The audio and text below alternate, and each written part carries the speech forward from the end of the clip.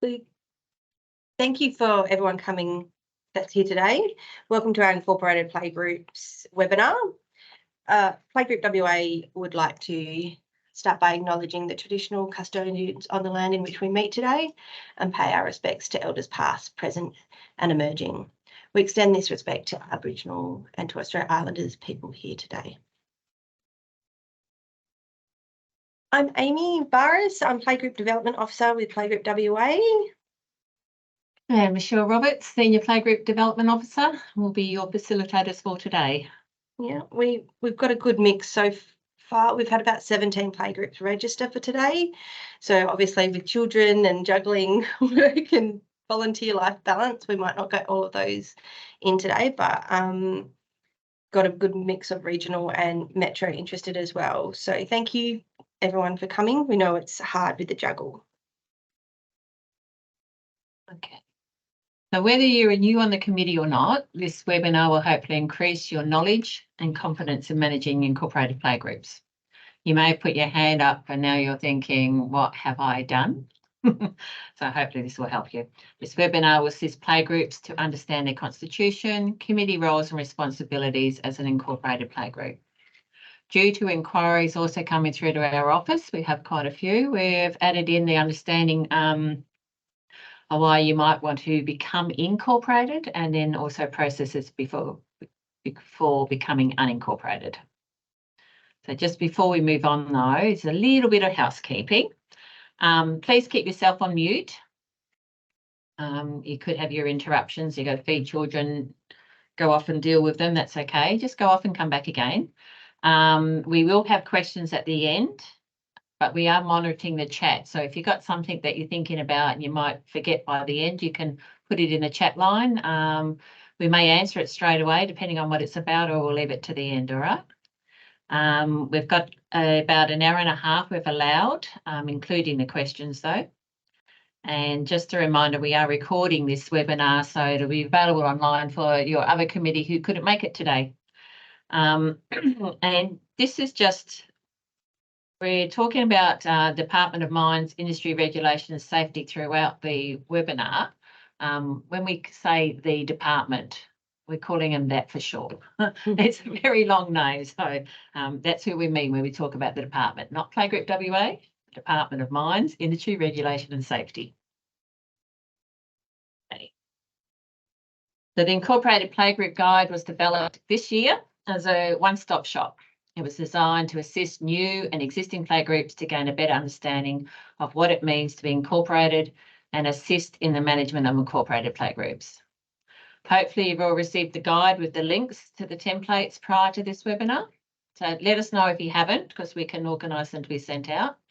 And we will make reference to different pages in the guide as we go along. Whether you can open up, look at them now or not, you can look at them a bit later, it's all right. So eventually it'll be located in the Playgroup WA resource kit, and we will probably through the Committee Connect send you out notice when it's on there and whereabouts it's located. Okay. Oops. Next slide. What does being incorporated mean? The purpose of incorporation is to create a legal entity that is separate from the individual members. So in practical terms for playgroups, incorporating means the playgroup will exist until legally dissolved. So there are forms to fill in, like the defunct form to advise the customer when a playgroup's no longer around. We've actually done that for a few playgroups that haven't been operating for quite a while. So we're able to fill it in and close them up.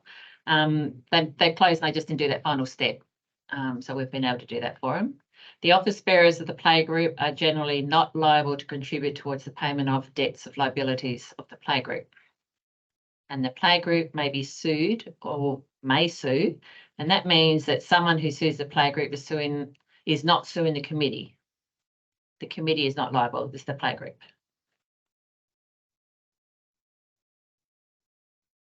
Why should playgroups become incorporated?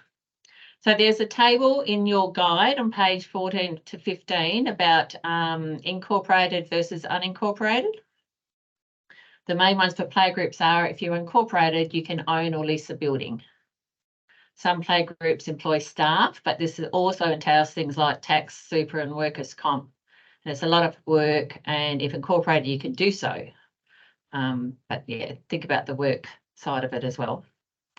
As per the previous slide, the playgroup is a separate entity, which means if someone wants to sue the playgroup, they sue in the playgroup, not the committee.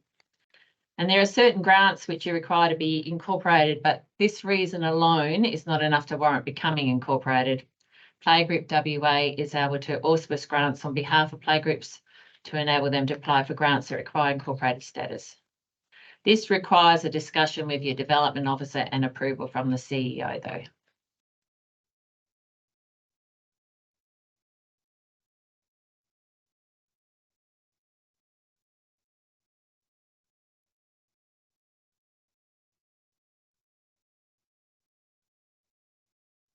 So what does being incorporated mean for your playgroup? You need to comply with certain requirements outlined in your playgroup's constitution. You're required to file an annual information statement through associations online, and you can apply for grants that require incorporated status. If you feel you don't fit the mould, please chat to your development officer. There are some playgroups that are still incorporated because they've always been, but they may not have to be. Larger playgroups have kept being incorporated as it gives them the constitution to follow and refer to. And previously, playgroups used to have kindy teachers. Back in my boys' time, 4-year-old kindy was actually at playgroup, and they needed to pay wages and, you know, all that entails. And so you think about it, kindy's no longer at playgroup. They just haven't got around to changing. But there's reasons that you can be incorporated for or not, and talk to us if you're unsure. Okay, so the fun stuff. What is the constitution and why do we need it? So every incorporated playgroup will have a constitution that they're required to follow. So the constitution is basically a set of rules that govern how the playgroup operates. It sets out a range of things, which I'll get to. Things like the purpose of the organisation, who can be a member of that playgroup, the committee positions, the responsibilities of those committees' positions, what committee positions are required to be filled to be compliant. Each constitution will be different. So when we're talking today, we're going to be talking quite generally around the constitution, because every playgroup's constitution could be different. So we can't talk exactly about your constitution, but that's why we'll quite often throughout today say refer to your constitution, just so you're making sure you're meeting the requirements of your constitution. So check in the constitution about what committee positions your constitution requires you to have. It will also talk about how often the committee needs to meet, the timing and notice of meetings, so how much notice you need to give your committee in order to hold a meeting, and how decisions are made. Constitutions can appear overwhelming to begin with. There's definitely no expectation that you know your constitution from start to finish, every single word, but it is expected that you have it accessible to yourself and your committee, so you're constantly referring back to it. So if you're not sure about something, check your constitution, because that will guide your processes and decision making. The other thing I wanted to note here was most of the playgroups that are registered with Playgroup WA that are incorporated, most of them have updated their constitution in the last sort of 5-8 years. Because in 2015 there was legislation change that required updates to constitutions. If you are unsure if that happened with your playgroup, please speak to your development officer, because they will be able to help you walk through how if your constitution does need to be updated, and how you need to go about doing that. So accessing your constitution. So like we said, it's important that it's easily accessible, so you can keep referring back to it. every person on the committee should have access to the Constitution. So whether that's on an email that you send out to everyone when they join the playgroup or join the committee, or if it's on your Facebook page as a file, or on your website, or a hard copy at Playgroup that you can actually refer to, you guys can decide how you make sure your committee members have access to it. But just make sure that they do have access, and that they know that they have access, because a lot of people will say, I don't know where the Constitution is, and then the president will say, well, it's, you know, it's on the shared drive. Everyone has access to the shared drive, but people might not know where to find it. So just make a note of pointing out where it is so people know how they can find it. It's not just for committee members to be able to access it either. So all members of the playgroup should have access. So just think about that, about where you're storing it. If you don't have access yourself to your Constitution, you're not sure. I've had a few playgroups that said, oh, we don't know where our Constitution is. You can check with your playgroup development officer. They may have a copy. We are trying to get copies of everyone's Constitution for that reason. But otherwise, you can go onto associations online through the department and download a copy of your Constitution. There is a fee associated with that, and it's around, we think it's around the $50 mark. Okay. Can we change our Constitution? Now, this is a big one. I'm dealing with this a lot at the moment, as I think a few of our development officers are. Yes, short answer is yes, you can change your Constitution. It can be altered. It's not a quick process, but it can be done. So some of the reasons why you might want to change your Constitution might be that that you haven't done that legislation update. It might be that you wanted to remove the need for auditing that the playgroup didn't do when the update came through. It might be about altering the number of committee members needed, or the names of the committee roles, or the quorum numbers. They're just some examples. If you're interested in or considering updating your Constitution or altering it, please speak to your development officer, and they can help walk you through the steps. Your Constitution will be what guides that process, and because the Constitution guides the process. It has to be done by special resolution at a special general meeting. So your Constitution will walk you through how much notice is required to hold a special general meeting, what the quorum is, what the voting rate is it a 50-50 to pass it, or is it 75-25 to pass it? Your Constitution will outline all of those steps. Okay. No. All right. The Constitution, I'm sure by the end of this, everyone will be sick of hearing the word Constitution, but the Constitution also outlines the powers and responsibilities of the committee. So the committee are authorised to manage the playgroup affairs, the running of playgroup. They must comply with the Constitution and any legal obligations of the playgroup. Committee members have a responsibility to act in the best interest of the playgroup. So they're not saying, oh, I want this to happen because it's going to suit my family best. It's in the best interest of the whole playgroup. So it's really important that committee members have that mindset when they're joining your playgroup committee. The committee has a duty of cares to its members, so taking consideration health and safety, whether that's emotional, psychological health, safety, for everything that happens at playgroups. And committee members are obligated to disclose conflicts of interest to the playgroup. Now, we go into more detail about conflict of interest in the guide on page 7. An example of a conflict of interest might be if a playgroup wants to get a new website designed, or a website made up, and a committee member has a family member, maybe a sister, that has a web design company. So and they suggest that company to be used. So that would be deemed a conflict of interest because there's a personal investment in that other web design company being used. So conflicts of interest needs to be disclosed to the committee at a committee meeting and recorded in the minutes of that meeting. The committee then can discuss and decide if the conflict can be managed.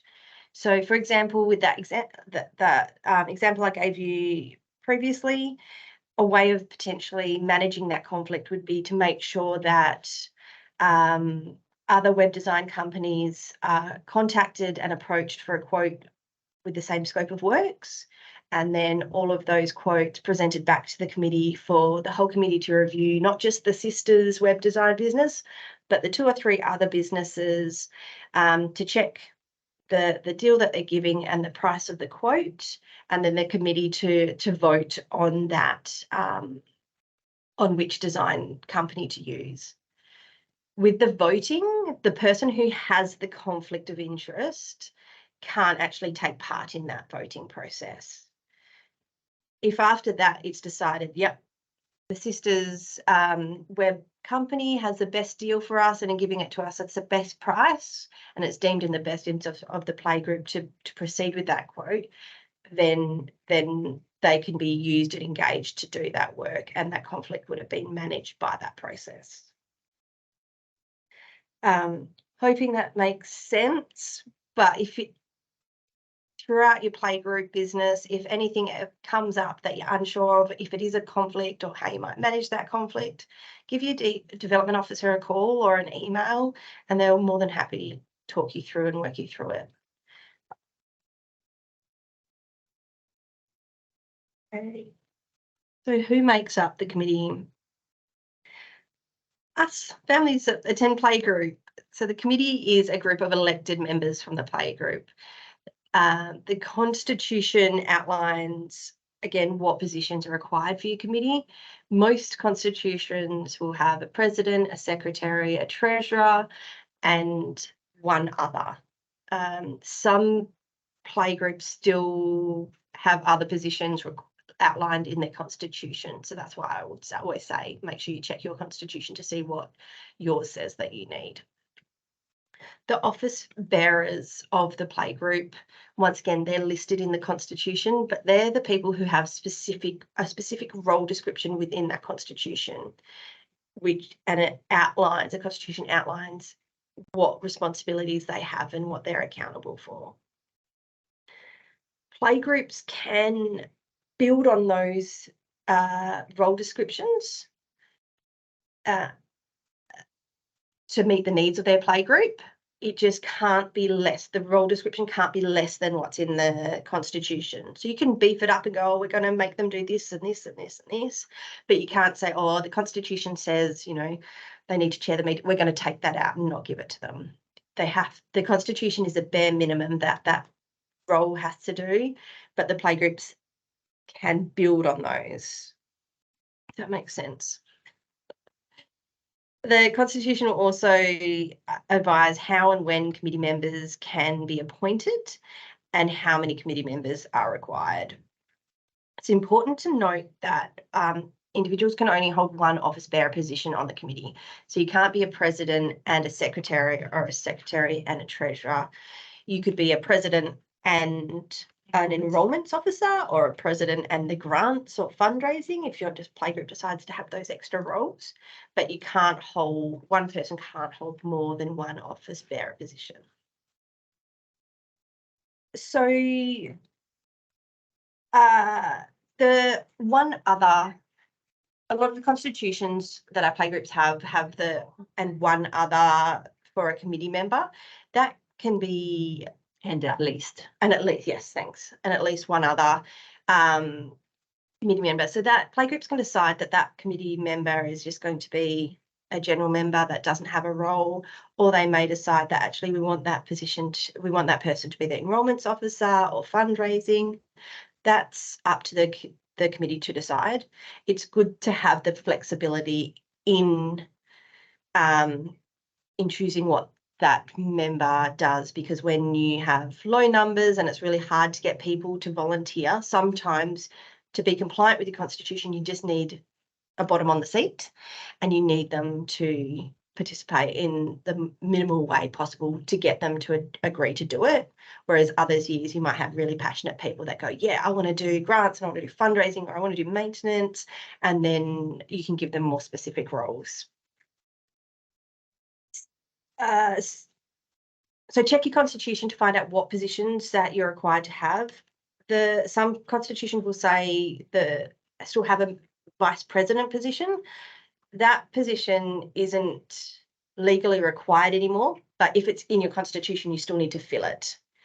And that's where you may decide, if you're finding it hard to fill roles, that's where you may decide to, hey, let's look at altering our constitution to get rid of that extra role that's not required anymore. Okay. Yeah, and even though your constitution might only say that you need 4 people, if you've got 5, 6, 7 people that want to be involved in your committee, they're allowed to be. The committee decides how, like, the maximum number of positions that there are for your play group, and you can decide if you want extra roles, like we've talked about. You might have a grants or a fundraising or maintenance or social media. So you can decide to have those extra roles. Craft coordinator. Got to love the craft coordinator, worth the weight in gold.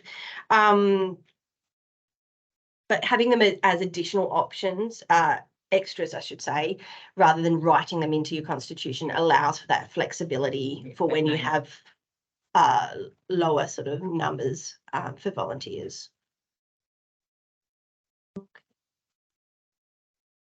How to fill committee vacancies. So usually committee positions are filled at an AGM.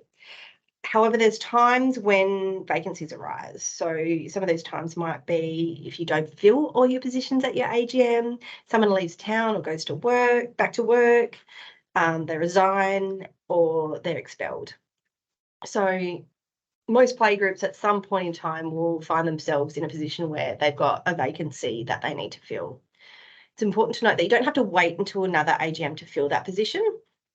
You can be members can be elected to fill a position at a general meeting. They've got to be voted in by the existing committee at that meeting. So when you hold the meeting, you just document that vote has happened and the outcome of that vote.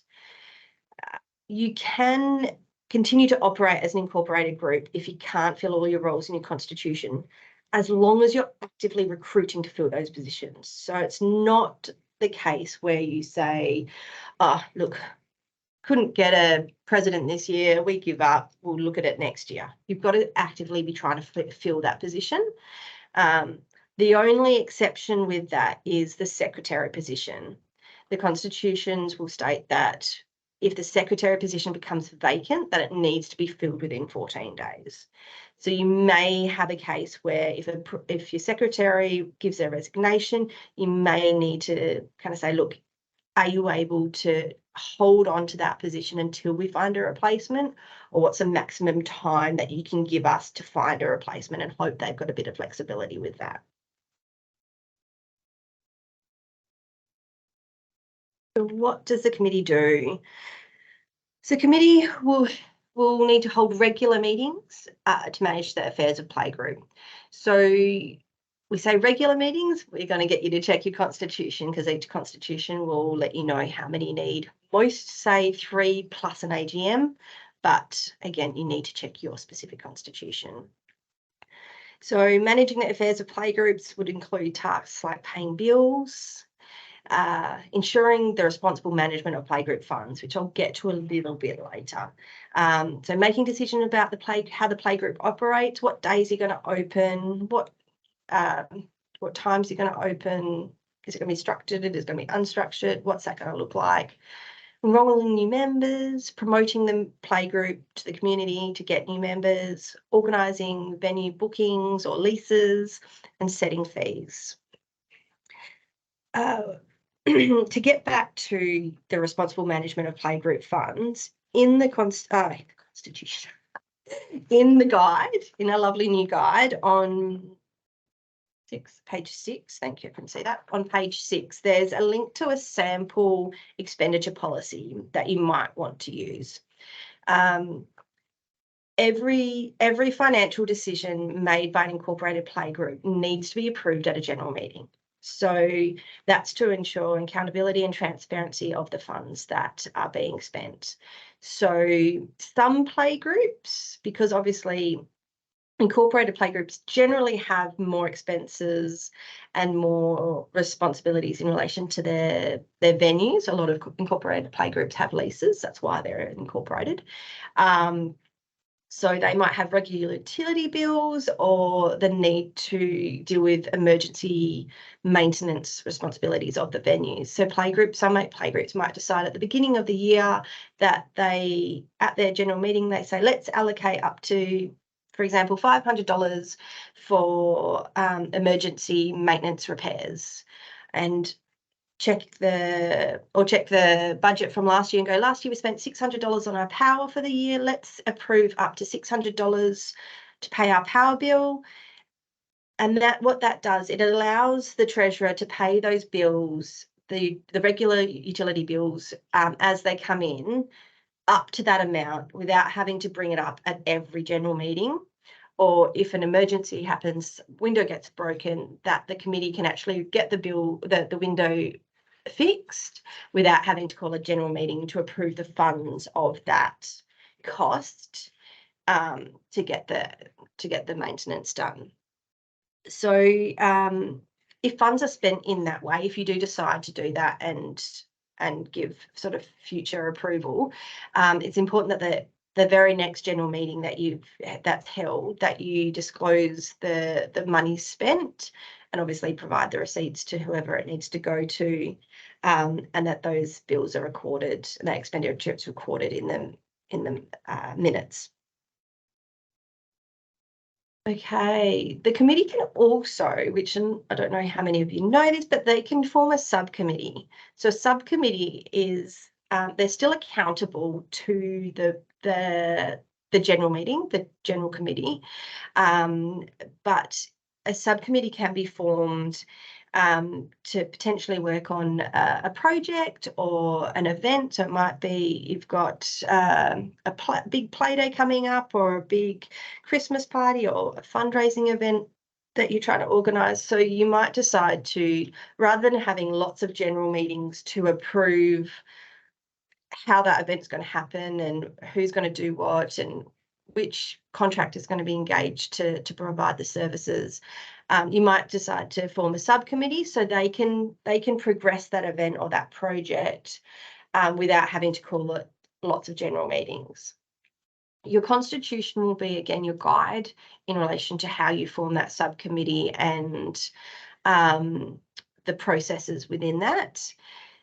The subcommittee, like I said, it's still accountable to the general meeting, so they still need to document the meetings that they have, the decisions that they make, any funds that they spend, and report that back to the general committee at the next meeting. Some playgroups might decide that, yep, we're going to form this subcommittee and we're going to allocate them up to $500 to do that project. So then that allows that subcommittee to move forward.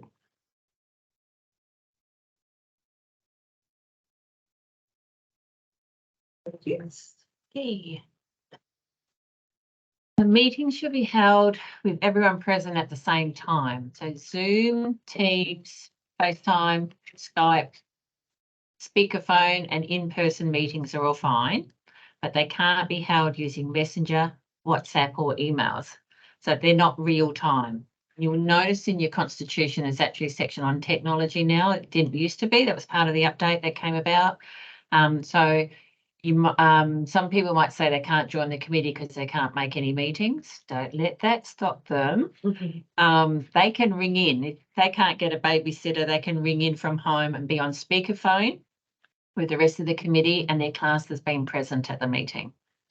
So meetings in real time ensure accountability, inclusivity, and transparency of discussions and any voting. So real time enables everyone to have a voice, and discussions and decisions are recorded. Messenger apps can cause difficulty because comments can be deleted. We have had this problem only in the last couple of months. Somebody was complaining to us. They'd had a conversation through it all and they went back to check and tell us, and the comment had been deleted, and it was a little bit of an uproar over that one. So messenger threads do not count as minutes. It's also easy to misinterpret how someone's talking on Messenger and those. Yeah, it's very hard to get emotions across and all those type of things too. Somebody might be saying it's a joke and then someone else takes it seriously.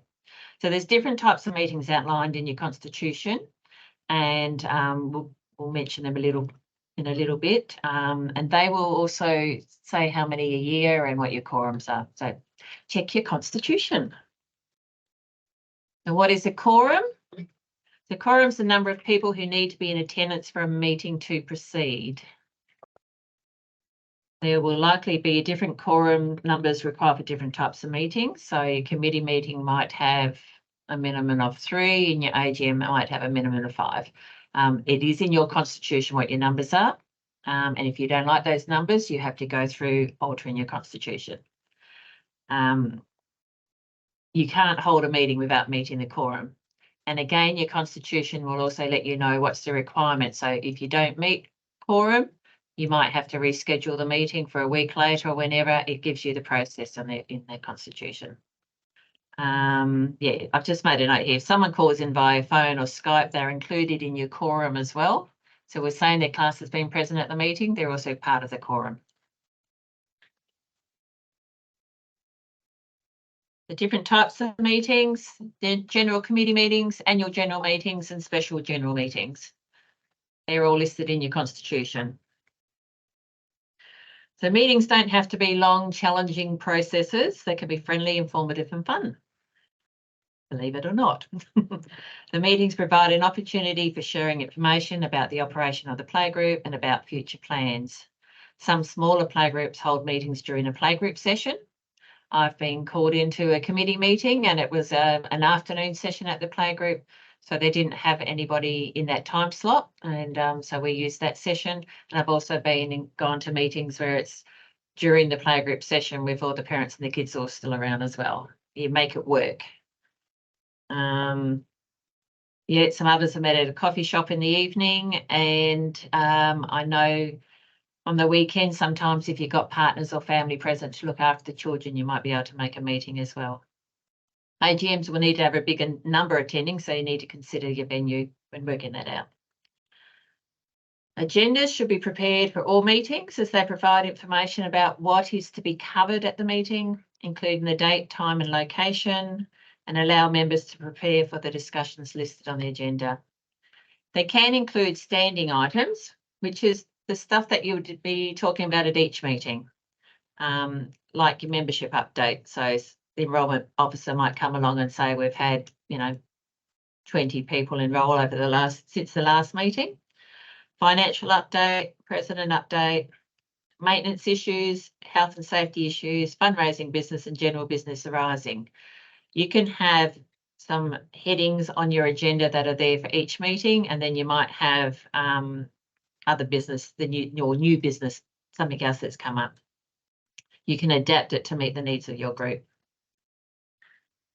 As the previous slide mentions, meetings need to have their minimum of the quorum present and follow your constitution. So some of them will actually have procedures to follow when you're calling a meeting as well.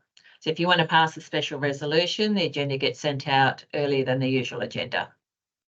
Check your constitution. Minutes must be taken for all meetings as they serve as a record of what happened during the meeting. So we have a meeting template, an example of record of minutes in our kit. Approved minutes provide an official record of attendance, business discussed, correspondence, reports tabled, decisions made, and resolutions adopted. So the level of detail that go into the minutes will vary between playgroups. Should clearly state what decision's been made though and who's responsible for it. It could have a time when it's got to be done by and reviewed. So all of that's recorded in the minutes. Plus the minutes need to record the conflict of interest that Amy mentioned earlier. And you may like to note that some playgroups have had problems with banks not accepting previous minutes when a change of committee happened because there were no signatures acknowledging true and correct. It's a bit of a pain because who signs them now anyway? But yeah, there has been a bit of a problem of minutes with banks, so keep an eye out for that. And it's also important to have first and last names on the minutes, So so who's in attendance, yeah, because that will help with the bank. Just makes it a bit more official. Yeah. The financial report for the treasurer can be a small summary since the previous committee, or as in the AGM, a whole year summary. If some bills come in, they're brought to the attention of the committee for approval to pay. And then, as Amy was talking about earlier, you may have that policy where the treasurer can go ahead with a payment up to a certain amount, but then presents it at the meeting and gets minuted. There are links to templates in our new guide for all the meetings and agendas. So all constitutions will have a requirement for an annual general meeting held once a year, usually within 6 months of a playgroup's end of financial year. If you don't know when your end of financial year is, once again, everyone's will be different because you get to, when you write your constitution, you get to choose when your end of financial year is. So if you don't know when it is, check your constitution and it will have it listed. And we're just making sure that the AGM's held within 6 months of the end of that financial year, so that like Michelle was saying, with the treasurer's report, they can report on the last year. So the AGM generally includes the president's report, a treasurer's report, and then all positions are declared vacant. And then you go through the voting process to elect new committee members. You might be really lucky and have multiple people putting their nominating for roles in your committee. And if that's the case, you would say, we're going to vote on the president role. These are the 3 nominations, and then nominations for Michelle Roberts, show of hands, or if they don't want to do it, if you want to do it, if you want to do it confidentially, you can give everyone a bit of paper and they hand that in, put it to one side saying that's Michelle's. Amy Varus, people put their hands up or against the piece of paper, and at the end votes are tallied. What's recorded is who's the people nominated and then which ones were elected. Okay, the AGM is open to all playgroup members, so not just the committee. So when you're promoting your AGM, make sure you're promoting it very widely to all of your members. Some playgroups might have like a barbecue before, like a family barbecue before it or after it, to try and really encourage everyone to come in and then go, all right, we're going to steal half an hour of your time whilst your kids are playing, and have the AGM at the same time. Don't have to, but sometimes it's a good buy-in to get people to attend. There are some the Constitution, again, will guide you about how much notice you need to give and any other requirements with your AGM. In the guide, I think it's page 10 of the guide, it goes into more details about the general AGM, and it will there's also links to some helpful documents that will help you with your planning. So there's an AGM notice template. So you just got to fill in the blanks, make it suitable for your play group, to let them know date, time, is it electronic as well, and what positions are vacant. If you've had any nominations for roles prior to that notice or agenda going out, you'd put who in there that has nominated. If you don't have anyone nominated before that agenda goes out, that's okay. They can nominate on the day at the meeting, or be nominated at the meeting. They've just got to accept the nomination. There's also the AGM minutes template and nomination and proxy forms, which are on linked into that guide and will be on the resource kit shortly, I'm told. it's important with the nominations, especially for the office bearer positions, that the nomination form is filled out and is kept. What you'll notice when you click into the nomination form, what you'll find is down the bottom of the form, there's on our template, there's a tick box requiring the nominee to agree that they're not going through bankruptcy or criminal charges. This is one of the requirements from the last legislation update. So we need people that are nominating for these office bearer positions to acknowledge and accept that. And that's why when you give them the form, they can then choose, or actually, rather than saying, I can't do it because I'm going through bankruptcy or I've got a criminal charge, they can just look at the form and go, actually, no, I'm not interested, thank you. So it keeps their privacy. Yeah, it keeps their privacy. So make sure once everyone's filled out those forms, they then get kept as well. The proxy form, once again, check your constitution to check if proxy votes are accepted. Proxy vote is basically if you can't attend the meeting but you do want to vote, that's what's called a proxy vote. You provide that vote in advance. Some constitutions allow it and others don't. So check your constitution. And if your constitution does allow it, there's a template linked in that guide.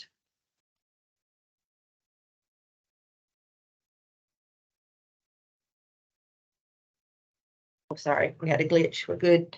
Okay, so AGM financial reporting.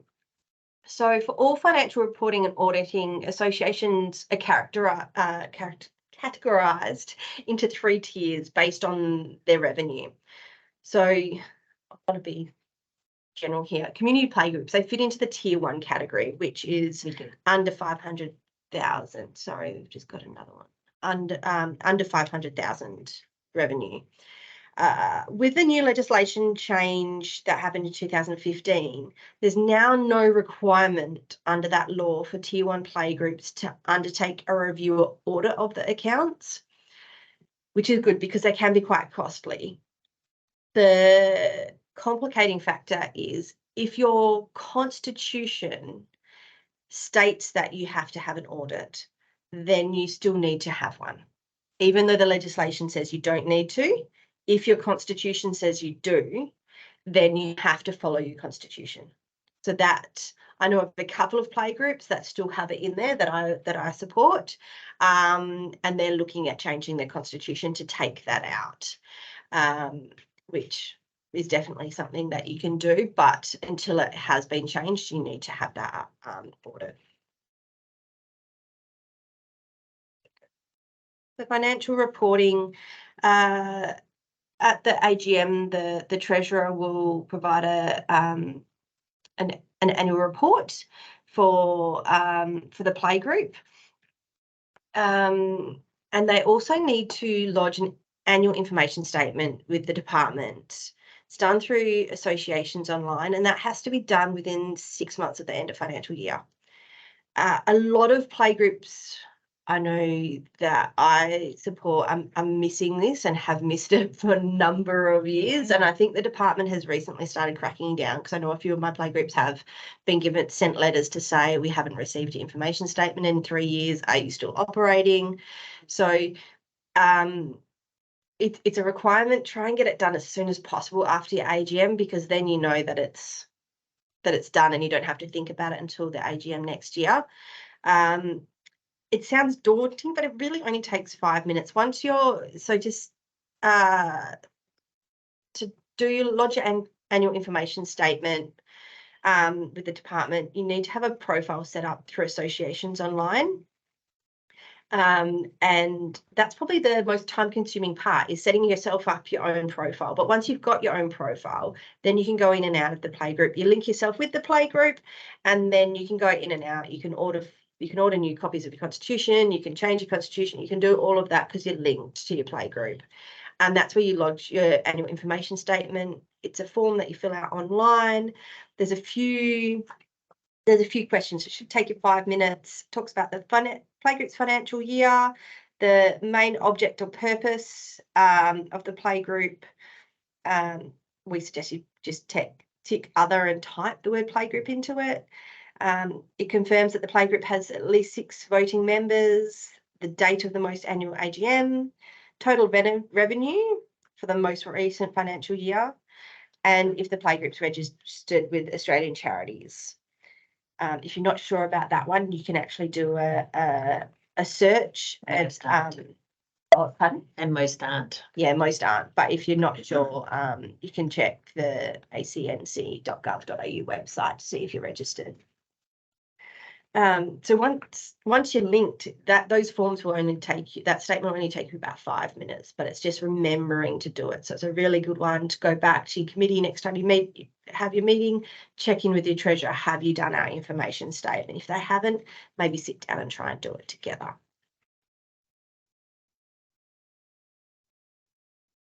Okay. Record keeping.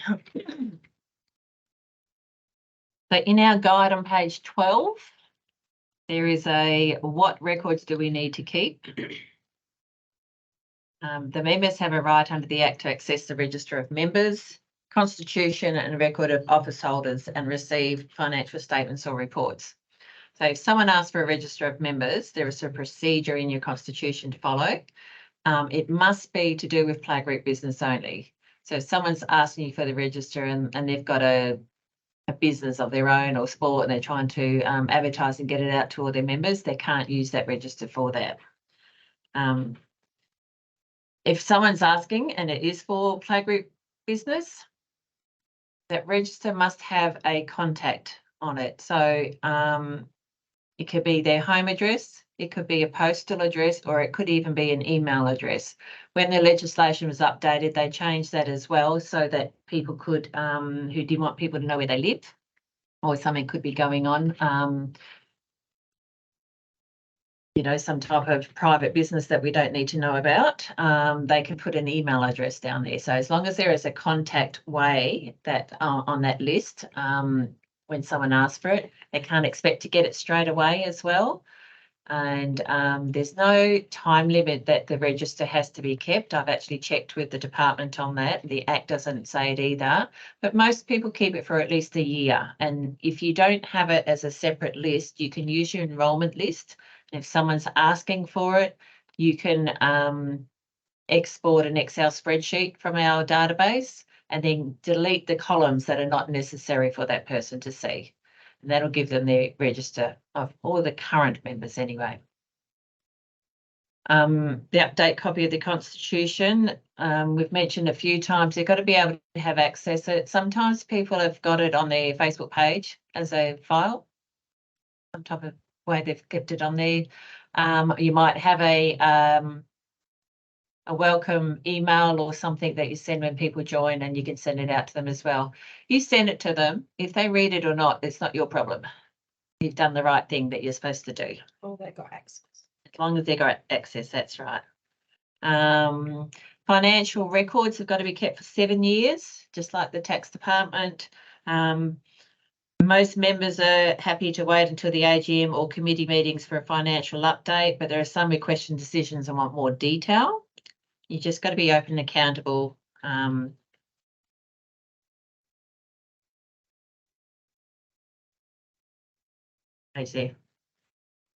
Hopefully you got somebody who's not been unreasonable, wants to have a look at everything, but as long as you're keeping your records, you should be able to process something with them. What else we've got here? Conflict of interest, we said we noticed that in the minutes. So with technology, all agendas, minutes, etc. are kept electronically these days and should be easy accessible.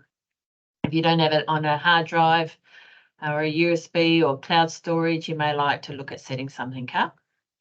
So all your enrolments, attendance sheets, finances can be stored electronically to make it easy for handover to. Playgroup WA only requires you to keep your attendance sheet, and that is for 20 years now. It used to be 30, but it's gone down to 20 years. If you do the tick sheet at the end of each term, you can take a photo of it and send it to your email to be filed in your cloud, and then you do not need to keep your hard copy. That might make it a bit easier. Becoming incorporated. So this is covered on page 16 of the guide. It's important to speak to your playgroup development officer, Playgroup WA development officer, if you're considering becoming incorporated. Before applying for incorporation, you should ensure you're eligible and understand the legal responsibilities.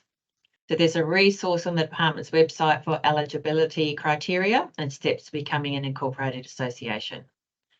So once you've done your research and agreed to become incorporated and agreed on a name, they need to develop a set of rules. So we've got a template which can be used and adjusted to suit your own playgroup. When the legislation changed, the department brought out the model rules, and we went through that and pulled out a few things that weren't appropriate to playgroups and adjusted it. And we had these like red bits that we left on it, and the playgroups went through and adjusted parts of like, we don't make up the decision on who's going to be in your committee or what your quorum's going to be. So they were ones that we left red, and they were developed as your rules. So when you went on there, you did your own rules, not the model rules.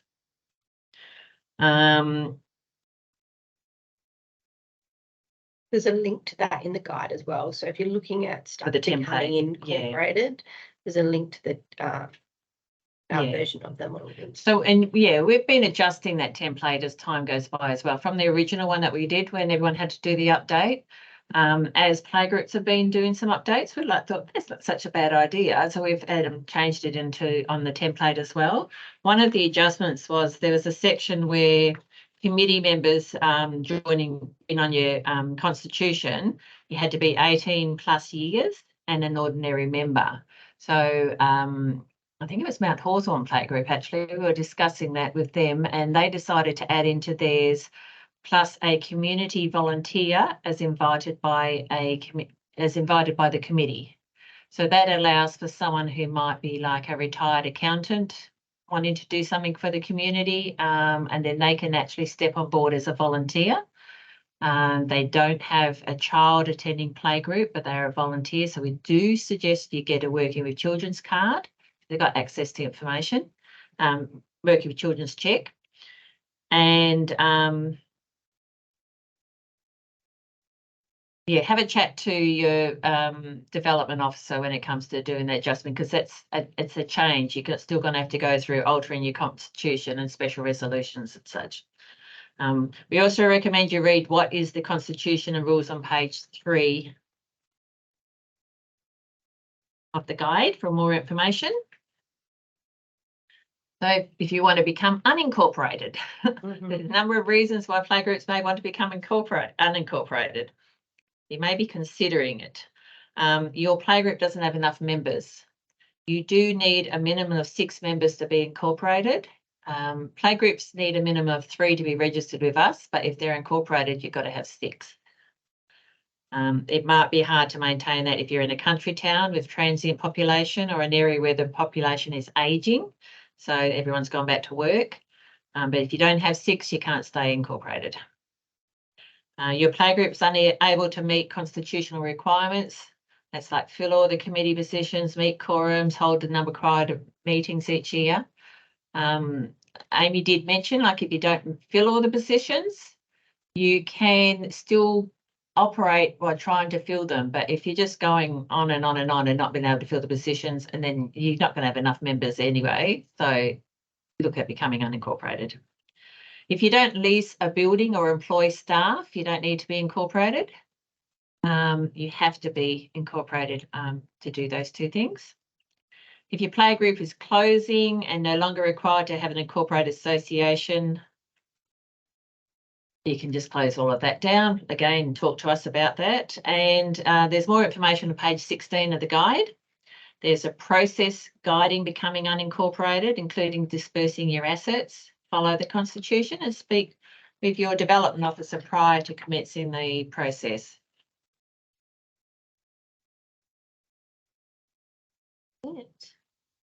Question time. So, any questions? Nothing's been put in chat. If you've got something, I don't know, is the mute, if you want to unmute yourself and ask us direct anything, what you've been hearing. No, we've thrown a lot of information at you over the last hour, so I appreciate it might take some time to process. Obviously, you've always got access to your development officers, but if there's any questions we can answer now for you, we're happy to open up to you guys. Checking. Ooh.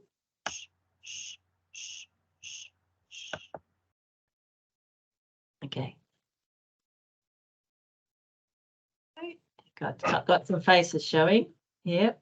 I just got a quick question. Mhm. So does every group have to sign the register? Because I've got one group who I've just discovered have not been signing the attendance register. That is a requirement, isn't it, of Playgroup WA? Yes. Yeah. It's an insurance requirement. Yep. That's what I told them, but they're still just not signing it. Do they have a session leader? Yes. If you've got a good relationship with her, she can actually No. just tick their names. No, they're also talking about leaving the playgroup anyway. And I'm not quite sure why. They said it's just too hard to write their names on the piece of paper at the beginning of the term. Yeah, okay. So depending on sorry. Yeah, there's a few things. You can obviously try and get even get your session leader just to write everyone's names. They don't actually have to write their name. They don't have to even initial it, even just print it out to say these are who have registered for that day, and then having the tick box. So whether the family ticks it, ideally you can take some ownership and walk in the door, tick the button, tick the thing to say, yep, we're here on this date, because it has got the dates along the top of it. And then they just need to tick. If the families aren't doing it, anyone from that session could go around and say, okay, these are the 5 people we had here today, tick, tick, tick, tick, tick, and that's done. So that's what we had. So beginning of the term, they just write their name at the beginning of the register, and then each week they just tick it off, but they're just telling me that's too hard. So I'm kind of they're going to probably leave the end of this term anyway, but I'm just a bit lost about how I can convince them they actually do need to be providing me with who's attending. But no, because how would you know if they've gone past their 2 trials and they've got to sign up? You're not seeing 3 ticks on the sheet. No, I just, as I said, I've said to them I need it for insurance reasons, but they're still just refusing.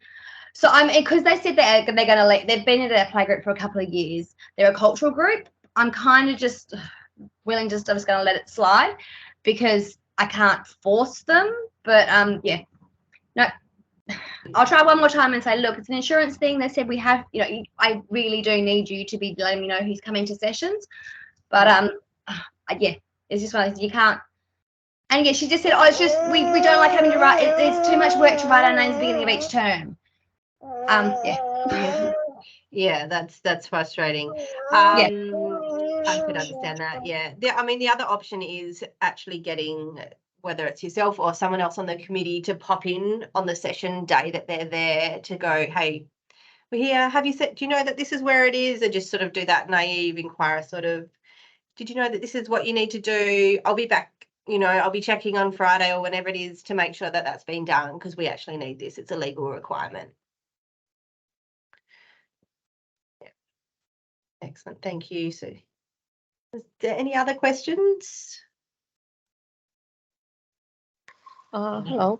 I have one question only about financial reporting. How is it actually? Because our treasurer usually she's providing like 1 year report, which means like income and outcome from this particular year, but not like a account statement. Is she required to provide this document as well to committee members, or not?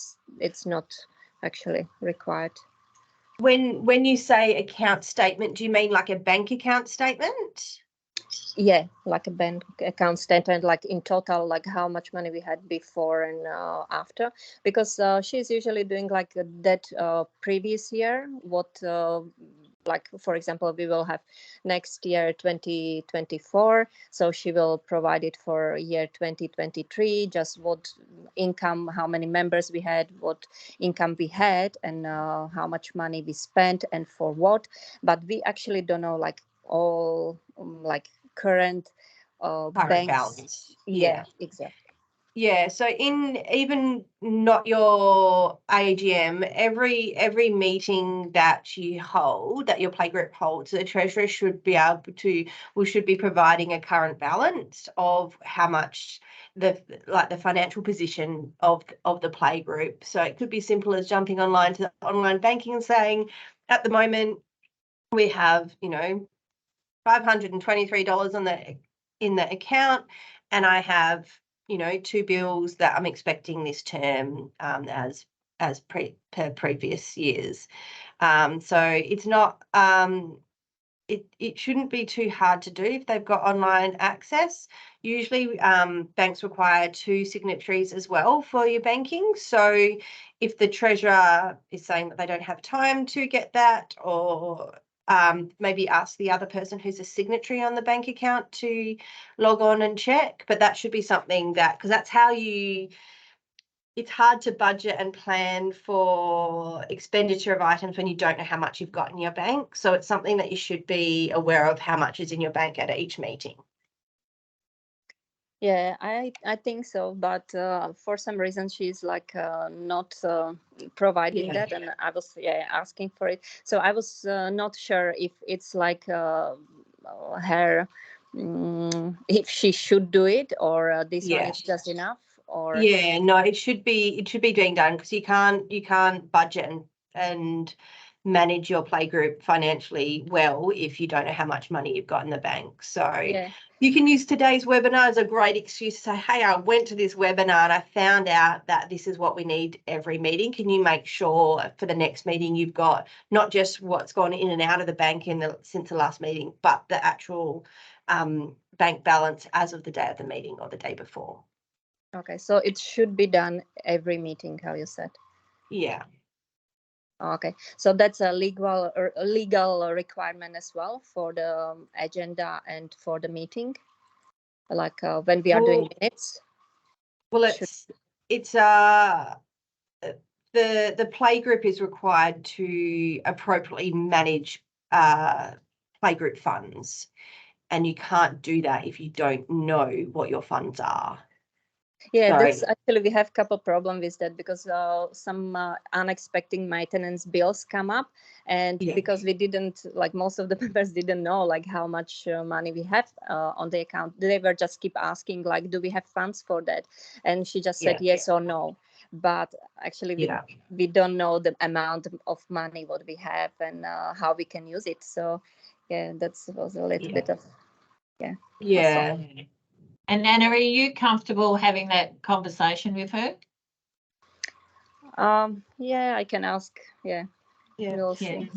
If you're not having any luck, call up or email your development officer, and I'm sure that they'll be happy to come out. Oh, that's you. You can call up Michelle. I'm happy to come. I'm happy to come visit and chat to her if you're not getting through to it. Yeah, there you go. Okay. Yeah, thank you. Excellent. Sorry, I didn't realise. I'm looking at the list. Excellent. Were there any other questions that anyone had at this point?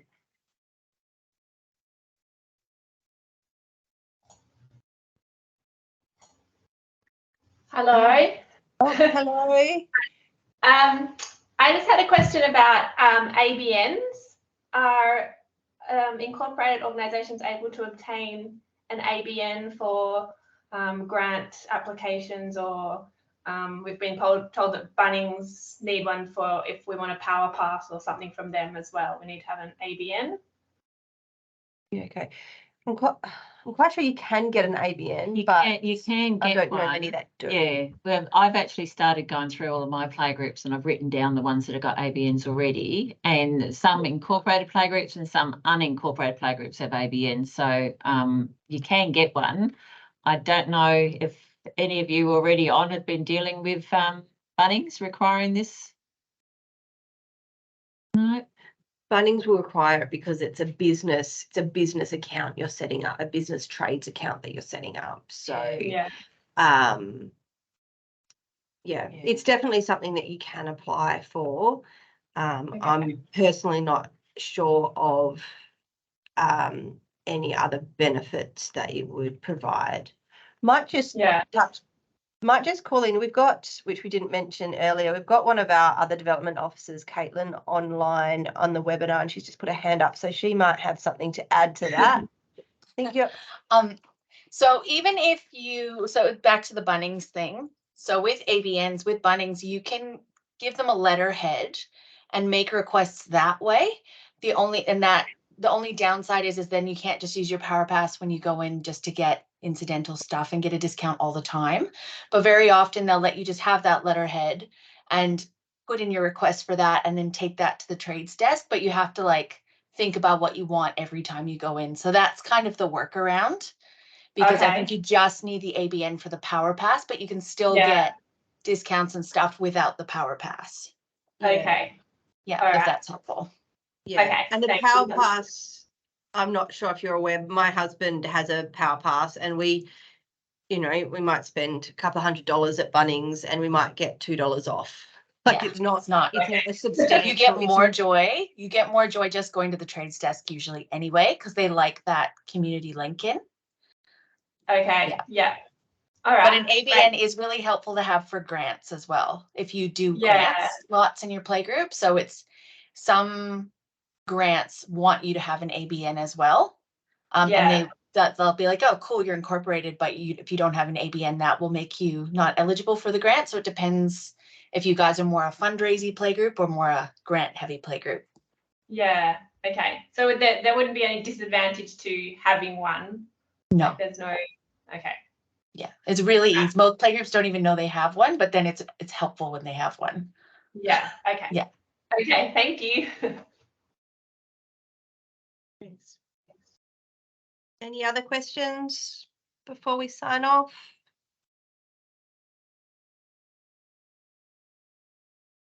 Karen? Well, Karen's got her hand up.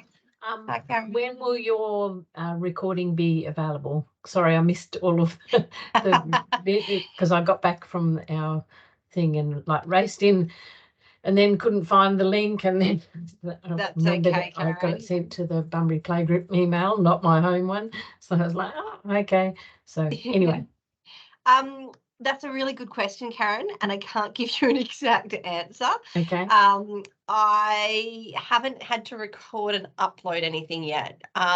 So I'm not sure. I'm assuming it will be an instant download for us, but then we need to give it to our marketing department to upload. So it will be on the resource kit, I'd say potentially within a week. I would hope so. But what I imagine will happen is that we will once the webinar's on the resource kit and the guides on the resource kit, would probably do Facebook post and potentially Committee Connect. Committee Connect, just to let people know, hey, it's live, you can go and see it. Yeah. Thank you. My dog's making complaints in the background. No worries. Yeah. All right. Is there any other questions? No. All right, No? so we just got here finishing up. Remember, your friendly development officer is always happy to help you answer any questions you have. So, and if you can't get hold of them, we've got our hotline. There's their email and phone number there on the bottom of that slide. Hope you've enjoyed it, found it informative. Yeah, thank you so much for attending, because I know how hard the juggle is to be online when you've got little ones. So thank you. Thank you, and we'll see you around. Yes. All right.